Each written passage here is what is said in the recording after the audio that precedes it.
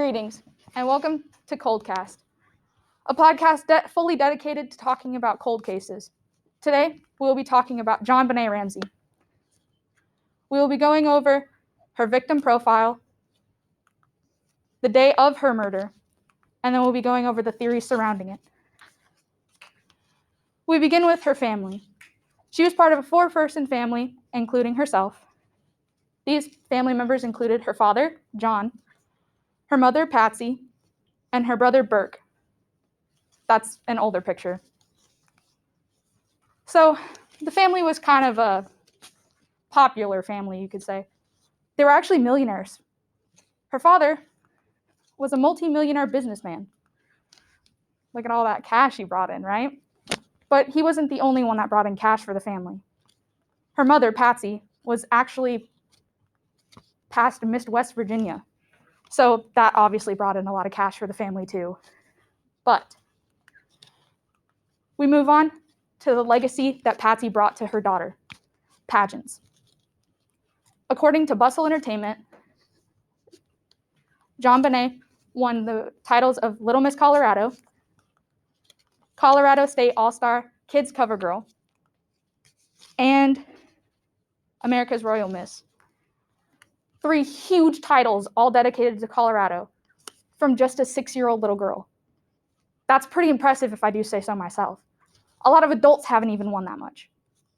But you might be able to tell that most of those were actually formed in Colorado. This is actually because they originally lived in Atlanta, Georgia, where JonBenet was born. However, they decided to pack up all of their stuff and move to Boulder, Colorado, where she would eventually move into a house and live out the rest of her life, and unfortunately, some of her last moments. So that brings us to the crime scene, the Ramsey family household. On December 25th, she disappeared from her bed. On December 26th, she was found in the basement of her home, dead. Patsy and John woke up the morning of December 25th to find their daughter missing. They looked everywhere and just could not find her. So obviously the family got a little bit worried. On Patsy's way down the stairs and down into the living room to look for her daughter, she found a ransom note. Obviously that's not it, but she found a ransom note laying on the stairs requesting $118,000. Weird, right? But we'll get into the ransom note a little bit later. Didn't I just say that they found her in the house, right? Well, when the police came, they searched the whole house and didn't find her. A little weird. How could they search a whole house and not find a child dead in the basement? That's because the police did a very poor job on their efforts. They looked in the entire house except for the basement. That's not a very good job of searching a house. Now, when the police came over, the family decided to call over some friends. Not a very good idea considering they destroyed a bunch of evidence when they did that. This decimated the crime scene completely. Any evidence that they could have found of an intruder inside the house just went away. But as the time ticked by, the police requested that the family does another search of the house around 1 p.m. This is where John, the father, decides to walk to the basement first with his best friend.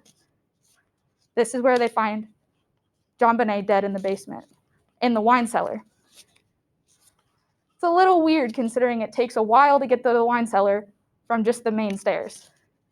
But enough about that. Now we'll talk about what actually happened. According to the Crime Museum webpage, JonBenet had blunt force trauma to the head, causing a skull fracture. However, this is not what killed her. She actually died to asphyxiation due to strangulation. She had rope and a garrote tied around her neck, causing her to die. Her father then picked up her body and carried her up to the main room in front of everybody. Now, major evidence just got lost there because you're not supposed to pick up the body because there goes all the trace evidence of somebody who last touched her. But now let's talk about the theories of who could have killed this young girl. We begin with her mother. Now, JonBenet was a frequent bedwetter, even at the age of 6. So her mother most likely had to clean up most of her messes. According to Rolling Stones magazine, there were theories surrounding that the night of December 25th, JonBenet had another accident, causing Patsy to have to get up and clean it up. People believe that Patsy got tired of cleaning up her messes and decided to hit her child over the head with something. Thinking she was dead, she made a garrote and tied it around her daughter's neck. That unfortunately killed her.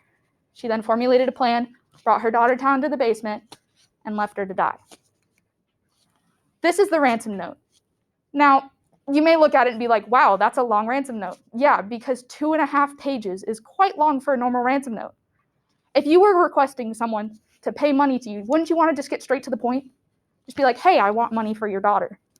But no, 2.5 pages long, just to request $118,000. Now, if I were to request money from somebody, I would go in full numbers, 50,000, 100,000, not 118,000. Oddly specific, considering it was John's Christmas bonus that he got that year. Pretty weird, but it would be pretty normal for a wife to ask about it, considering that's the last number she probably heard. But she's not the only person that lives in the house with JonBenet. Burke, her brother, lives in the house with her too. Now that's actually a picture of him when he was 9 years old at the time of his sister's death. People believed that Burke had like a fairly weird relationship with his sister, but according to the skull fracture on JonBenet's head, it was believed that she was hit over the head with a flashlight that was found in the kitchen. It brought a square mark on her skull that actually matched the perfect indentation of the flashlight found on the counter. However, this isn't the only evidence that's brought to light. The pineapple scenario, as many people call it, is kind of weird. They found a bowl of pineapple found with Burke Ramsey's fingerprints all over it. But yet they also found pineapple in JonBenet's stomach, even though she was asleep when they brought her home from a Christmas party earlier that night. So how could she have digested, not fully, the pineapple that was put into her system if she was already asleep at the time? Little weird if you ask me. People believe that she had stole a piece of pineapple from Burke at the time that he was eating it and ingested it. But then she went to bed. Or so people think. People believe that he got mad that he stole his food and hit her over the head with a flashlight, causing her to get knocked out. However, he didn't know if she was dead or not, so he grabbed one of his toy train tracks and poked her on the back, causing stun gun type marks to form on her back.